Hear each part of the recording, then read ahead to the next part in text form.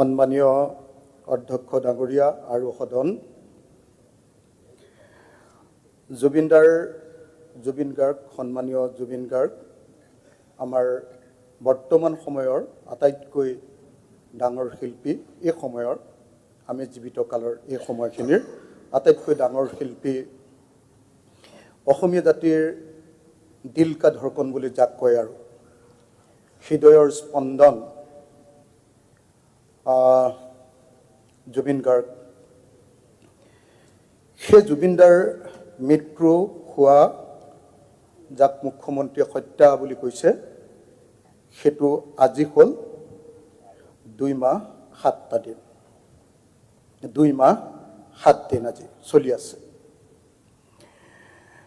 19 ছেপ্টেম্বৰত তেখেতৰ মৃত্যু বা হত্যা হৈছিল আৰু আজি 25 নৱেম্বৰত আমি প্ৰথমবাৰ তেখেতৰ বিষয়ে অসমৰ প্ৰতিনিধিসকলে 126 জনে আলোচনা কৰিবলৈ পাইছোঁ।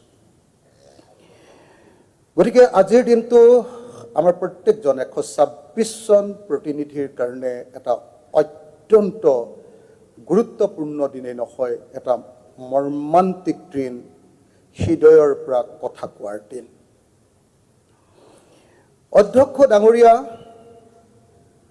জুবিনদাৰ ন্যায় বিচাৰক লৈ সমগ্ৰ অসম এতিয়া উত্তাল হৈ আছে। সেই সময়ত মই আমাৰ মাননীয় মুখ্যমন্ত্ৰীক অধ্যক্ষ ডাঙৰীয়াৰ জৰিয়তে মাননীয় মুখ্যমন্ত্ৰী ডাঙৰীয়াক ক'ব খোজোঁ যে জুবিনদাৰ মৃত্যু হৈছে ছিংগাপুৰত। আমাৰ চৰকাৰখনে তালফাল লগাই তদন্ত কৰিছে দিছপুৰত। প্ৰথম কথা, মৃত্যু হৈছে ছিংগাপুৰত, তালফাল লগাই তদন্ত কৰিছে দিছপুৰত, গুৱাহাটীত। গতিকে তদন্ত সম্পূৰ্ণৰূপে বিপথে পৰিচালিত হৈছে। প্লেচ অফ অকাৰেঞ্চত তদন্ত কৰাটোৱে হ'ল ভাৰতীয় আইন মতে তদন্তৰ, মৃত্যু বা হত্যাকাণ্ডৰ তদন্তৰ মূল কথা।